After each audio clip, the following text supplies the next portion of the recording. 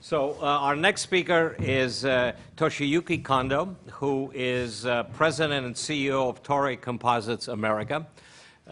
He's been with Toray for a very long time. His recent area of interest is the carbon fiber resin impregnated sheets, and material that's applied now to, obviously we all know about the Boeing, the most recent Boeing plane, but also to a number of other areas, including sporting goods. That would be, so what do you make for sporting goods? Skis? Golf shaft, tennis racket, fishing rod. Yeah. Wonderful, good. Yeah. So the floor is yours. Thank you. Thank you for that kind introduction. So next please. I'm going to talk about this agenda. First, I'd like to explain our company, Toray Group, and lessons learned from carbon fiber business, and conclude my presentation. Next, please. So this slide shows our outline of Toray Group. Toray was established in 1926, 85 years ago, and consolidated sales is about $1,500 billion yen, Japanese yen, which is almost $20 billion. Toray founded as a synthetic textile fiber manufacturer, such as rayon, nylon, or polyester. Therefore, fibers and textiles and plastics and chemical businesses, that is still our main business. But we consider that carbon fiber composite material business is one of our strategically expanding business. So we are putting our main resources in this area. Although our business field is diversified, but those business came from our core technology, such as polymer chemistry, organic synthetic chemistry, or biotechnology.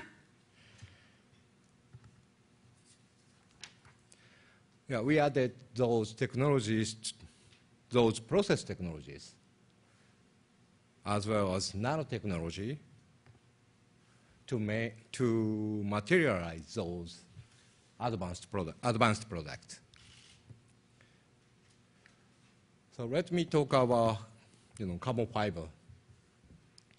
As you may know, carbon fiber is one of the advanced materials which shows superior mechanical properties such as lightweight, high strength, and high modulus. Although its performance is superior to conventional materials, it took a long time to accept the new material in the market. So we started carbon fiber manufacturing almost 40 years ago. But just sporting goods accepted the carbon fiber at the initial stage. And as you can see in this graph, market size was very limited for more than 30 years. But even in this period, we continued the development effort to enhance our carbon fiber mechanical properties, such as its strength. Carbon fiber strength was determined by its surface defect, so we put nano-level control technology to achieve the high-strength fiber. With regard to aerospace applications of carbon fiber, as you can see in this slide, carbon fiber usage for Boeing airplanes expanded very much. Boeing 767 launched in 1982, and only 3% of carbon fiber was applied as a secondary structure. And 777 launched in 1995. Carbon fiber was used as a primary structure, such as empennage. So material share of carbon fiber increased to 12%. Then Boeing 777, the newest airplane of Boeing, it uses extensively 50% of carbon fiber composite for its all wings as well as fuselage. So with that, 787 achieved 20% weight reduction as well as 20% fuel reduction. Okay, so as I said in the previous slide, carbon fiber market remained small for about 30 years. So the many American or European producers of carbon fiber gave up the business. So this is circle chart shows that is current production capacity. So as you can see that Japanese manufacturer has a lead in carbon fiber business right now. Okay, let me conclude my presentation. That is the key, that is my thought of keys for innovation from the viewpoint of the material side. So I think that innovation is supported by two pillars, technology and management. With regard to technology, to establish world #1 position of core technology and continuous development effort are the key of the innovation. For example, the revolutionary product such as Boeing 777 was not realized without new materials. And management is another key, and management with a long-term vision and continuing and diligent investment for technical development are the key for innovation. Thank you for your attention, and I hope this presentation helped the discussion with you all. Thank you.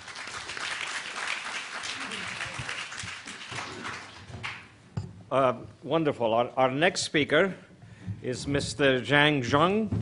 Did I come close to pronouncing it right? Who is professor of the Department of Economics of the Chinese Academy of Governance and has done an enormous number of what sound to be like very interesting things in his life. The ones that mostly got my attention are that he's the chief management expert of the China National Major Project of Science and Technology. He has developed strategic planning concepts for what looks like a number of regional development areas in China. And he's also developed the theories of learning style government, which I don't know quite what it is, but I think there are a couple of governments in other parts of the world that might be interested in that one these days. Thanks. Yeah, it's my pleasure to give my presentation here. Thanks a lot, ladies and gentlemen. Good morning. My topic is way to entrepreneurial economy in China, from foreign to independent innovations. I'm very strange. My topic is very, very different from the other people speak here today. As you know, the companies sold the product, but the government sold the policies and the environmental soft environmental areas. I'm sorry. Yeah, why in China the entrepreneurship is entrepreneurial economy is so important? As you know, in China have a so large number of the populations. If small problems, if the small problems times the population number of the China, this problem become a big one. So in China, we can see at the first, about 20 million migrant workers become the vulnerable problems. It's a very, very big problem. This numbers is larger than a middle country's population number. As you know, sometimes we short of the, we short of these numbers of the workers. Sometimes we overloaded these numbers. It is a very, very important problem. The second one, an employee of the college graduate is estimated at 10 million. The third one is the urbanizations. A lot of farmers move from the farm, from the land to urbanization, to urban, to thank you very much, to the urban to find the new work. The third one, as the development of the high tech, like the two CEO, if the high tech grows very rapidly, the large company will lose a lot of opportunity of the workers of job. The fifth is the high tech. High tech is equipped the traditional industries. A lot of people will lose their works. The last one, we see, as you know, in China, a lot our main industry is the farm one. Now we change our to intelligence. A lot of people will become unavailable to the new one.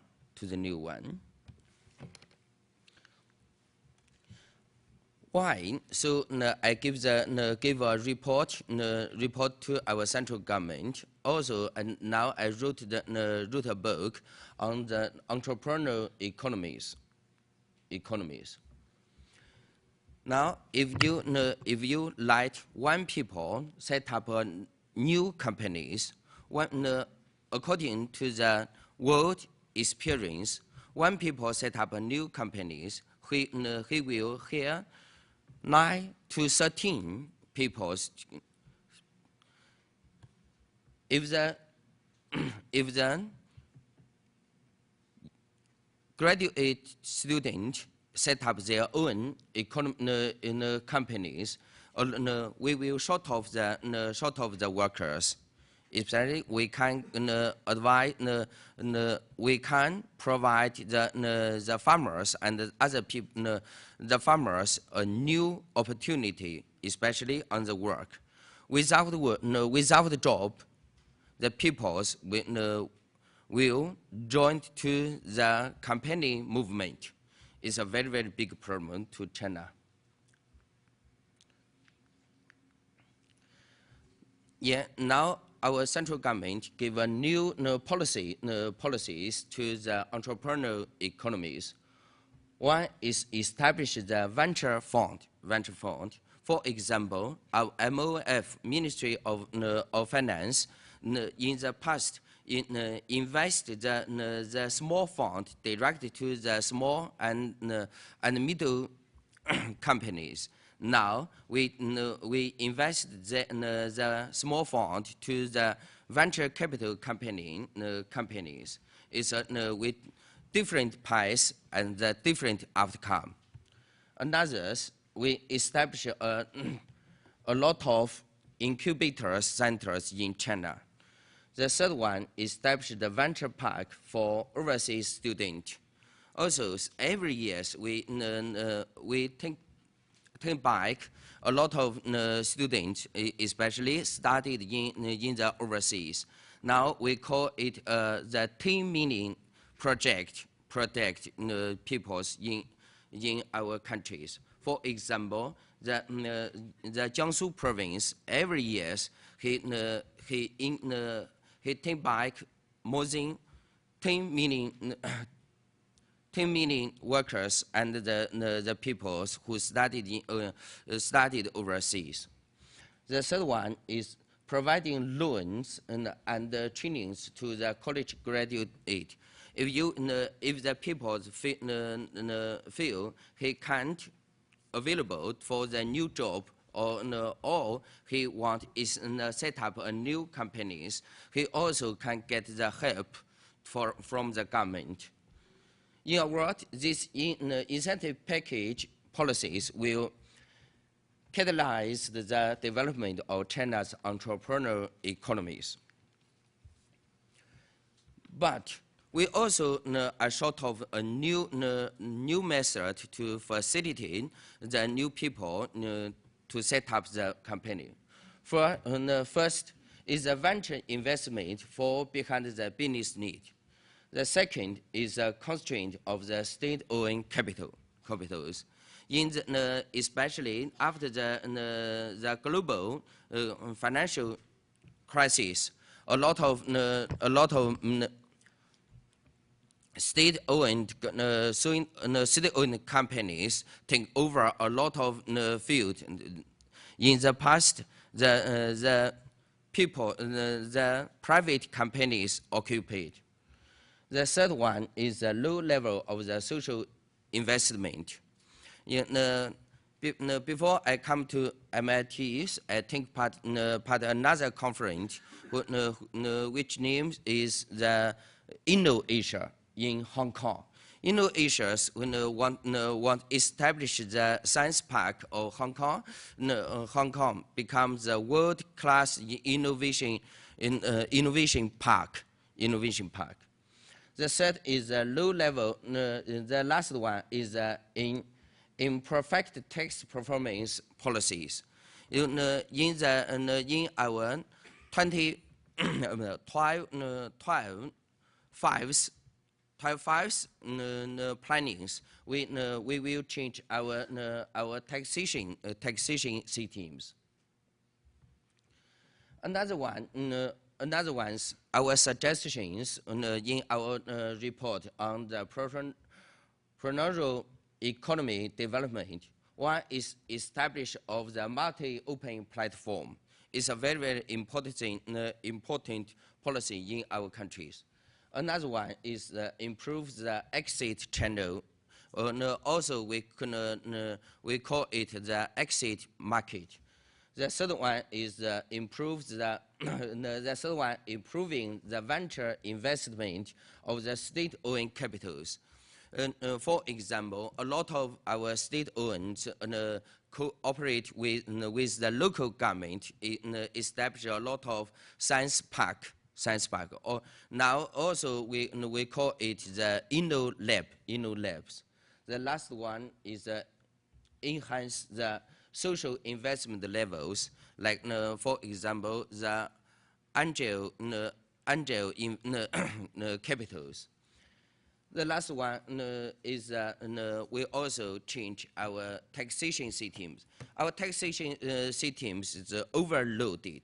For example, last years, our taxation's growth rate is 2 times than the GDP rate, growth rate. It's a problem. The last, oh, that's all? No. Yeah. Business models and the fortune opportunities and the industry alliance is the very, very important 3 things in the world. And also, we also promote the method to enhance our opportunity, job opportunity in China. Another things, we change our business models. As you see, this years we change several times of our growth path, of the GDP and the industries. The last one is the industry alliance. The industry alliance is very, very important. As you see, the speakers before me, a lot of of them talk about the Chinese R&D and in China, and also the business model in China. That's all. Thanks. Thank you.